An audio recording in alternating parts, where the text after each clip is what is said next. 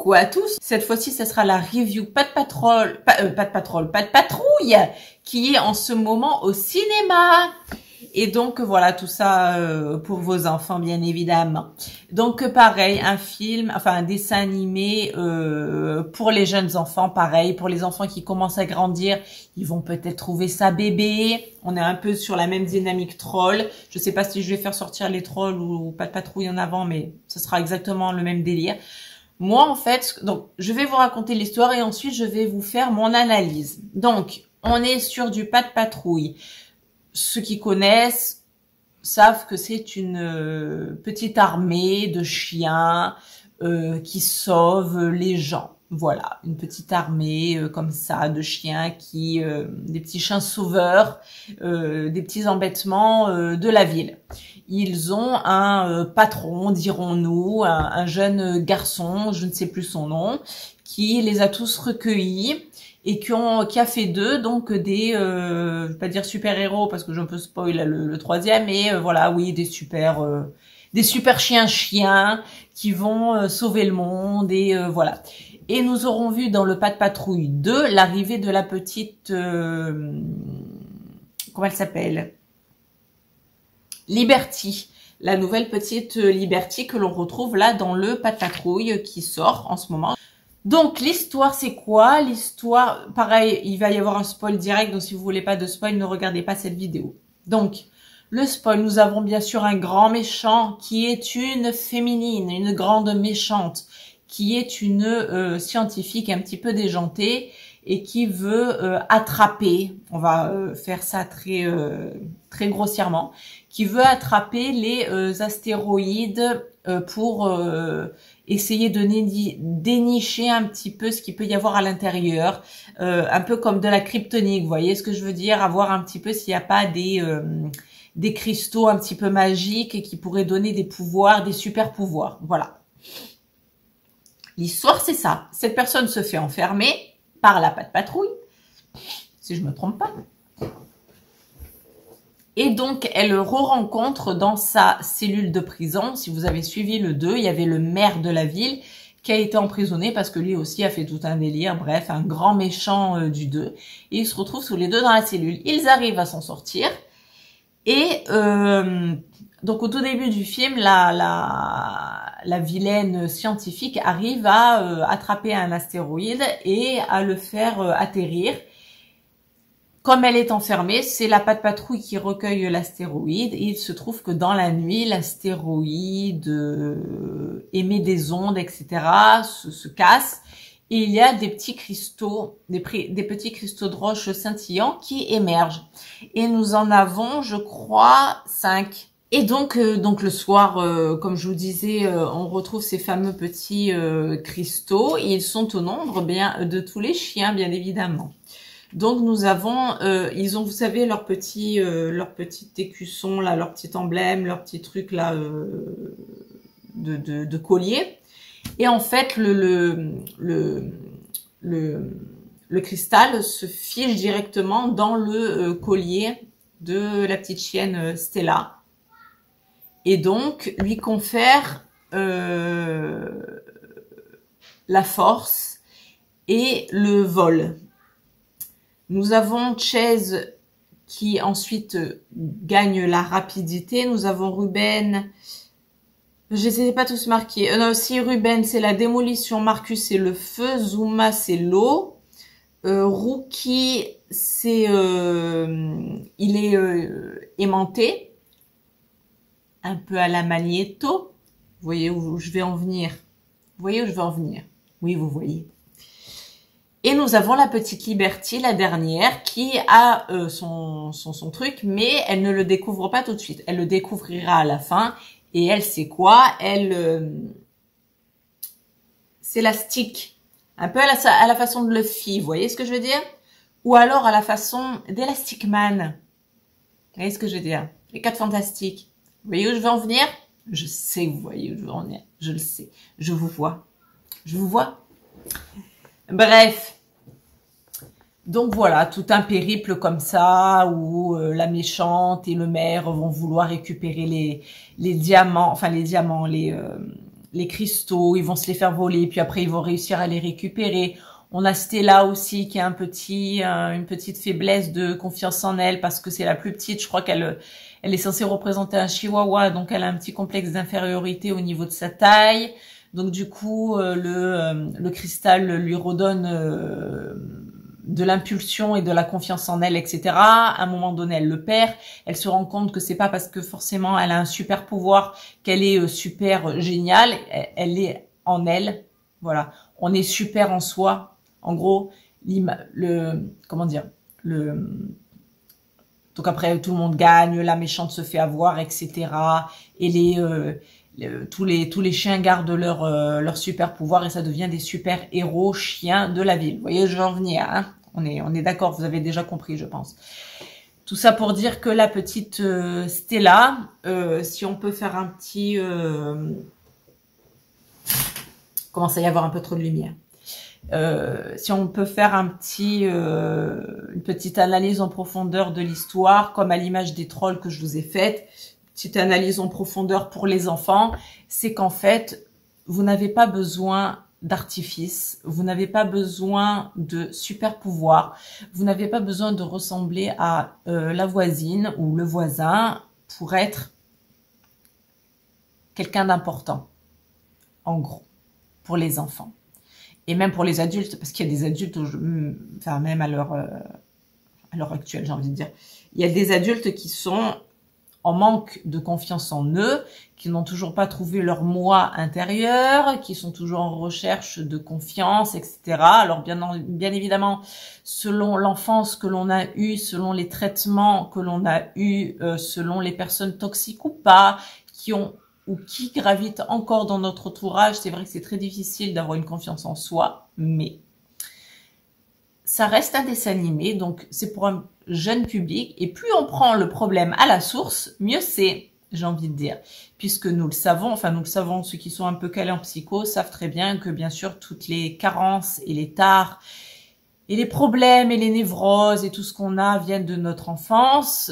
Donc, faisons au mieux, nous, en tant que parents, ça je m'adresse aux parents, faisons de notre mieux pour que nos enfants se sentent valorisés, protégés et mis dans un écrin de sécurité. C'est-à-dire que si vos enfants, petite psychologie de comptoir, si vos enfants sont en sécurité chez vous, si vos enfants se sentent bien chez vous, si vous donnez de l'importance à vos enfants, si la voix de vos enfants est importante, si vous savez aussi vous excuser à vos enfants, ça c'est important, je le fais moi-même, quand des fois je vois que ce que je fais, ça ne va pas.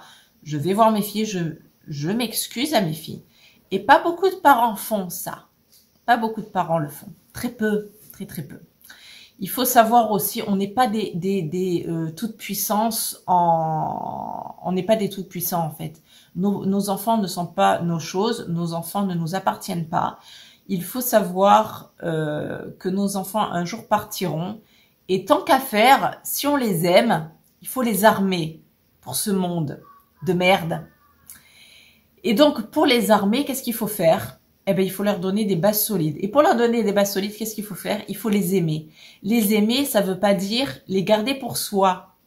Les aimer, ça veut dire les ouvrir au monde, à l'extérieur, et faire en sorte que, quand ils prendront un logement seuls, quand ils feront leurs études seuls, si un jour ils doivent divorcer ou se séparer, ils n'auront pas peur et ils sauront se débrouiller tout seuls.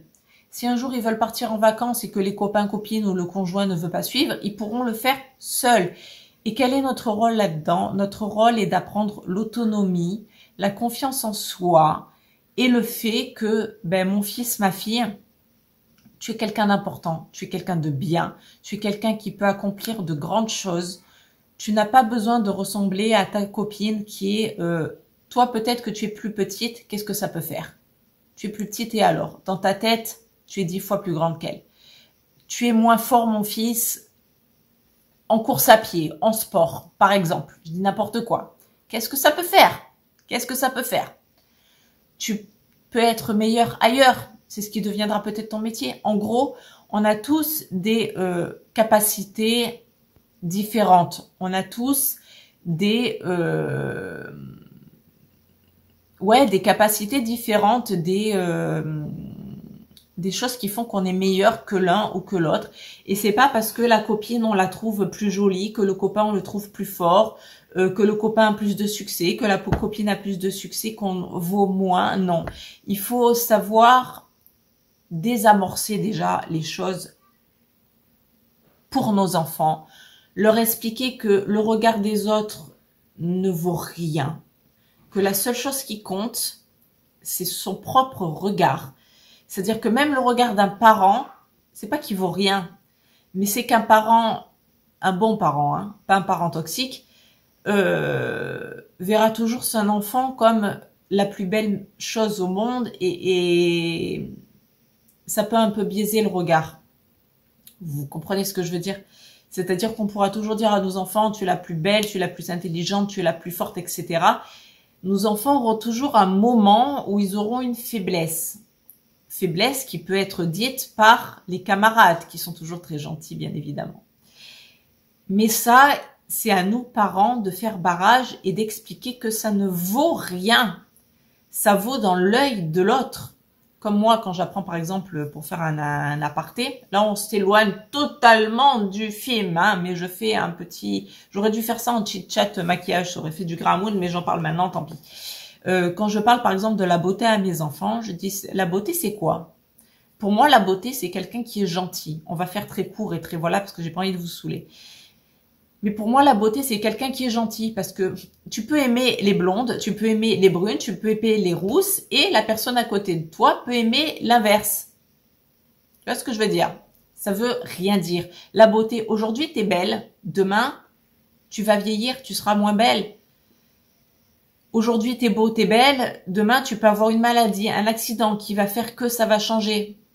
C'est pas ça être beau. La beauté, c'est pas ce que tu reflètes, c'est pas ton enveloppe là charnelle, c'est pas ça, c'est pas ta tête, c'est pas ton corps, c'est pas ça qui fait que t'es beau. Ce qui fait que t'es beau, c'est ce que tu dis, c'est ce que tu penses, ce sont tes actes, tes actions et la beauté. Alors on va être très basique, mais c'est la beauté intérieure, c'est con, mais c'est comme ça. Quelqu'un qui est beau pour moi, et c'est ce que je répète à mes enfants, quelqu'un qui est beau, c'est quelqu'un qui est gentil. Je leur dis toujours, choisissez vos copains-copines ou vos petits copains ou peu importe, en fonction de leur gentillesse, en fonction de ce qui fera de vous quelqu'un de meilleur, quelqu'un d'encore plus beau, d'encore plus valorisant aux yeux de la personne avec qui vous êtes accompagné, que ce soit amicalement ou amoureusement. Ça, c'est la parenthèse. Et la petite Stella, qui est je crois, chihuahua, donc il ne grandira plus, a un petit problème de conscience comme ça et se trouve moins bien, une petite faiblesse de confiance en elle, etc. Ce petit cristal lui redonne confiance. Ensuite, elle se rend compte qu'elle n'a pas besoin de ce cristal pour avoir confiance. Il y a l'humain qui s'occupe des chiots qui lui dit « mais tu as toujours été pour moi, c'est quoi le terme? C'est une petite patte... une petite patte vaut une grande chose ou un truc comme ça, parce qu'elle a une petite patte, parce qu'elle est petite, donc elle a une petite patte, une petite patoune. Il y a un truc comme ça. Il dit, mais j'ai toujours su que tu valais ce que tu vaux. C'est pas parce que t'es petite ou quoi que ce soit, ça veut rien dire ça. Tu peux accomplir, quand on veut, on peut. Quand on veut, on peut. Qu'on soit petit, qu'on soit grand, qu'on soit gros, qu'on soit maigre, qu'on soit beau ou moche. Ça, c'est très superficiel. Pour moi, ça veut rien dire. Mais bon, il y en a pour qui ça compte énormément. Mais quand on veut, on peut. Quand on veut, on peut. Même quand quelquefois on a des difficultés à l'école, il suffit de s'y mettre un bon coup de collier. Et quand on veut, on peut. Même pour des gens qui ont certains handicaps, j'ai vu des reportages sur des gens et j'ai côtoyé des gens qui ont eu des enfants qui avaient un certain style de handicap. Ils les ont élevés d'une telle manière qu'aujourd'hui, ils ont certes leur handicap, c'est sûr. Ils seront jamais à certains niveaux, c'est une certitude. Mais on peut toujours faire de quelqu'un d'encore meilleur. Et ces gens-là ont éduqué certains enfants porteurs de handicap qui aujourd'hui sont ont réussi à avoir une certaine autonomie grâce à l'éducation qu'ils ont eue. Vous voyez jusqu'où ça peut aller. Donc ce gros message assez lourd là que je vous dis, de cette petite Stella qui est en manque de confiance en soi pour un enfant, ça peut être bien parce que justement ça remet les pendules à l'heure. Voilà, c'est pas parce que tu es d'une certaine couleur de peau, c'est pas parce que tu as les cheveux d'une certaine manière, c'est pas parce que tu es grand, petit, gros, maigre, c'est pas parce que tu fais des performances sportives, c'est pas parce que tu es meilleur en maths ou en français, c'est pas parce que tu as 10 prétendants autour de toi et que la copine n'en a pas que tu vaux mieux. Bref, tout ça, il faut relativiser et il faut éduquer nos enfants dans la bienveillance autant que faire se peut parce que il y a du chemin les gars, il y a du chemin. Mais voilà, il faut que nos enfants naissent déjà et grandissent et se développent dans un climat familial, c'est-à-dire avec des parents sains et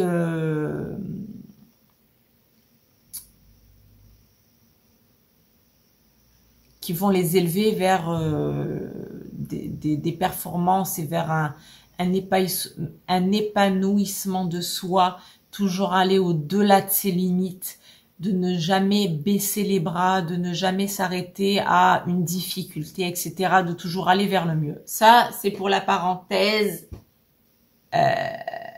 comment dire, analyse de dessin animé. Si vous voulez un message fort du dessin animé, il est là. Ensuite, pour la partie un peu plus légère, et là vous allez me dire, elle est peut-être partie dans les tours, Angie, là. Mais dans ce film, j'ai trouvé, et c'est ce que j'ai aimé du film, parce que pareil, on est dans un dessin animé pour très jeunes enfants, je trouve. C'est quand même un petit, voilà, dessin animé vraiment comme les Barbie là qui sortent à Noël. C'est vraiment pour les jeunes enfants. Les grands enfants peuvent apprécier aussi, hein. Il n'y a pas de discrimination. Attention à ce qu'on dit, les gars. Mais c'est quand même un dessin animé pour des jeunes enfants. C'est quand même vraiment accessible à un public vraiment très très très jeune. C'est-à-dire qu'il n'y a pas de scènes choquantes, il n'y a pas de méchants choquants, il n'y a pas de messages choquants, etc., etc. Moi, j'ai vu dans ce dessin animé, et c'est ce qui m'a plu, c'est-à-dire qu'ils ont fait pour les enfants un petit parallèle avec les films que j'adore de Marvel. Alors, vous allez me dire si vous l'avez vu, elle part en cacahuète, Langy. Mais je vais vous expliquer pourquoi. Parce que chaque petit chien a, comme je vous ai dit, un petit cristal qui lui confère un pouvoir magique. Alors moi, Stella m'a fait penser très très clairement à Captain Marvel. Pourquoi? Elle m'a fait penser à Captain Marvel. Voilà. Elle vole, elle a de la force, elle a toute une mise en scène, tout ça. Elle m'a fait penser à Captain Marvel. Liberty m'a fait penser aux 4 Fantastiques. Il y en a d'autres. Bon, l'eau, on pourrait penser à Aquaman, mais bon, ça, on part vraiment dans les tours. On a aussi la torche humaine avec le feu. On a Ruben avec la démolition par elle et avec les 4 Fantastiques aussi l'homme pierre ou le truc comme ça. On a Chase avec la rapidité qui peut faire penser à Flash. Alors, moi, il y a une scène où on voit donc Chase qui dans un combat fait un espèce, donc il rentre dans le dur, hein, il rentre dans la masse et fait un espèce de tourbillon comme ça pour aller, excusez-moi l'expression, tabasser tout le monde. Et moi, dans cette espèce de dans ce lancer de tourbillon comme ça pour aller, voilà, moi j'ai vu Thor. J'ai vu Thor quand on le voit dans une des scènes. Alors je ne sais plus quel film exact, mais où on le voit comme ça avec son marteau, il plonge en toupie et avec son marteau en tête de gondole là, ou sa hache, je ne sais plus, parce qu'à un moment donné il bifurque sur une hache. Et j'ai vu Thor. Voilà, mon mari a plus vu Flash, moi j'ai plus vu Thor. Donc moi je reste vraiment Marvel, voilà. Donc moi, voilà. Et quand on analyse un petit peu les petits cristaux, moi et à mon mari bien évidemment, ça nous a fait penser à quoi? Ceux qui connaissent Marvel, les gars, on lève le doigt, attention, qui c'est qui le premier qui lève le doigt? Aux pierres de l'infini. Et oui, aux pierres d'infini, pardon, terme, voilà. Aux pierres d'infini, qui sont au même nombre, qui ont aussi la même couleur. Ils sont allés jusque-là, les gars. Qui ont la même couleur et qu'on les met et qui ont donc les mêmes effets, comme je vous ai dit, lors des insertions. On a voilà des comment dire des puissances que je retrouve très fortement dans le gant de Thanos, les pierres d'infini. Et donc dans la scène finale où c'est Stella, la grande sauveteuse de tout le monde, qui va avoir toutes les pierres qui vont se mettre sur... Donc tout le monde se met face à elle et il lui dit c'est à toi de jouer. Et toutes les pierres se mettent sur elle. Donc là, pas dans un esprit de destruction, mais dans un esprit plutôt de restructuration, on va dire, de sauvetage de tout le monde. Et là, ça m'a fait penser, mais alors, aux gants de Thanos, les gars, à fond. Et donc, elle sauve tout le monde comme ça. On a aussi une scène, et je crois, alors j'hésite, parce que je l'ai vu au ciné, je sais pas si c'est avec le personnage ado qui joue, ou si c'est un chien, je crois que c'est l'adolescent, hein, ou peut-être c'est le chien flic là, je sais plus. Mais il y a une scène où le chien, enfin le personnage marche, et en même temps qu'il marche, il y a sa carapace là, son armure qui se greffe sur lui. Et ça m'a fait penser à quoi, les gars? À Iron Man, la fameuse scène que je trouve mais magnifico, où Iron Man passe avec sa nouvelle armure et il marche voilà un pied devant l'autre et tout s'agrippe sur lui comme ça jusqu'au masque à la fin. Vous voyez cette scène, ceux qui connaissent Marvel et les Iron Man ou les scènes comme ça des Avengers, j'ai vu cette scène, j'ai trouvé ça trop craquant, trop mignon. Ça, ensuite, qu'est-ce que je peux vous dire d'autre que j'ai vu? Voilà, on a les clins d'œil avec les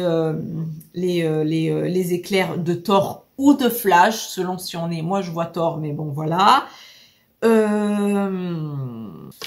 Voilà, et on a en fait cette scène, comme je vous dis, de fin où en fait Stella récupère donc tous les cristaux et donc soit à l'image de du gant de Thanos, hein, bien évidemment, et comme à la scène finale de malheureusement Iron Man où à la fin il meurt. Bon là Stella ne meurt pas, hein, je vous rassure. Tous les cristaux ensuite repartent chez chaque chien. Mais voilà, j'ai trouvé ce petit clin d'œil subtil, mais peut-être c'est moi qui fais les dents, parce que j'adore Marvel. Mais je pense pas être très loin de la réalité quand même, hein, parce que nous avons là un Marvel là, qui va sortir, je sais plus le titre, c'est The Marvels, si je me trompe pas, et donc je trouve que c'est un clin d'œil quand même assez clair pour moi qui adore Marvel. Et je trouve que ces clins d'œil de cristaux là, de super pouvoirs, comme je vous ai dit, c'est la même couleur, c'est la même façon de se scratcher là au gant de l'infini. Vous voyez ce que je veux dire? Pareil sur la petite Stella, on a donc les mêmes couleurs, les mêmes cristaux. Je crois qu'il y a le même nombre, le même style de pouvoir qui sont conférés donc aux chiens, etc. Et ça m'a fait vraiment penser. Et comme on a The Marvels là qui va sortir au cinéma avec la petite Stella en tête de gondole, donc toujours girl power les gars. Et la petite Stella en guise de, pour moi, Captain Marvel. Je trouve que ça fait écho très franchement aux Marvel et aux Avengers. Voilà, donc moi, ce film m'a plu pour ça, parce que ça reste un pas de patrouille, ça reste un film pour les enfants, voilà, à part tout ce que je vous ai dit là, au niveau enfant et confiance en soi, qui je trouve quand même important, hein, c'est quand même un message important que je viens de vous délivrer pour les bases solides psychologiques pour élever un enfant.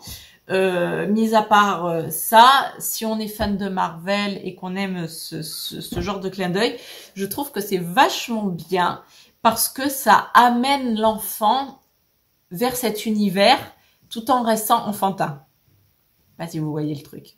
Parce que évidemment, il y a des films qui sont pas forcément adaptés aux âges aussi des enfants dans les Marvel, dans les Avengers, etc. Donc voilà. Et je trouve que ce film les amène vers vers toute tous ces films en fait de Marvel qui sont sortis et qui vont continuer de sortir. Alors ceux qui vont continuer de sortir, j'en parierai pas énormément, mais tout ce qui a fait l'âge d'or que j'ai connu moi de Marvel en tout cas, je trouve que c'est un clin d'œil à tout ça. Donc vous me direz, vous, si vous regardez le film, si vous le faites voir à vos enfants ou si vous voulez le regarder pour vous, pour le fun, si vous voulez perdre 1 heure comme ça et voir si j'ai raison ou pas, vous me direz. Donc j'attends vos retours là-dessus. Vous me direz si je dis vrai ou pas, si ça vous fait penser à ça aussi. Moi, ça m'y a fait penser. Et j'ai trouvé ça vachement sympa pour les enfants, voilà, pour introduire tranquillement les Marvel et tout cet univers fantastique, on va dire, Marvel à nos enfants, tout cet univers-là. Donc j'ai trouvé ce film vachement sympa pour ça, hormis le côté psycho, voilà, de l'enfance et des bases solides de l'enfance à nos enfants et à, voilà, je vais pas redire tout ce que je vous ai dit, voilà, j'ai trouvé ce petit twist et ce petit clin d'œil au Marvel. Je l'ai trouvé et j'ai adoré. Donc vous me direz si je fais les dents ou pas, mais en attendant, voilà. Donc bon film, mignon, sympatoche, sympathique. Et pour les adeptes de Marvel, je pense que les parents, eh bien, vous y trouverez aussi votre compte, même si ça reste un dessin animé pour enfants et très jeunes enfants. Ça peut aussi être une introduction tout doucement ensuite vers les Marvel qui sont sortis et qui continueront de sortir. On fera des reviews là-dessus, les gars. Hein, on verra parce que l'âge d'or, je pense, qu'il est passé. Mais on verra, on peut avoir des bonnes surprises. Je peux dire n'importe quoi. Mais l'âge d'or pour moi de Marvel est un peu, voilà, passé. Mais bon, ça c'est mon avis. J'attends de voir The Marvels. On va voir, je vous ferai la review dessus. J'attends avec impatience. J'attends avec impatience. On verra ce que ça va nous pondre. Mais bon, voilà. Moi qui adore les Marvel qui ont été... Et cette référence-là, j'ai vu Thanos, j'ai vu le gant, j'ai vu les pierres d'infini, j'ai vu tout ça. Et moi qui adore ces deux-là, Infinity Wars et tout ça, j'adore, je suis fan, je kiffe, je surkiffe. Donc, très bonne introduction et très bon film à faire voir aux enfants. Voilà, c'est tout pour cette petite review Pat' Patrouille qui est en ce moment au ciné. J'espère que ça vous aura plu. En attendant, passez toujours pareil de très bons moments avec vos enfants. Profitez, ça passe très vite. Et quant à moi, je vous fais de très gros bisous et vous dis à très bientôt pour une prochaine vidéo. Gros bisous à tous, bye bye.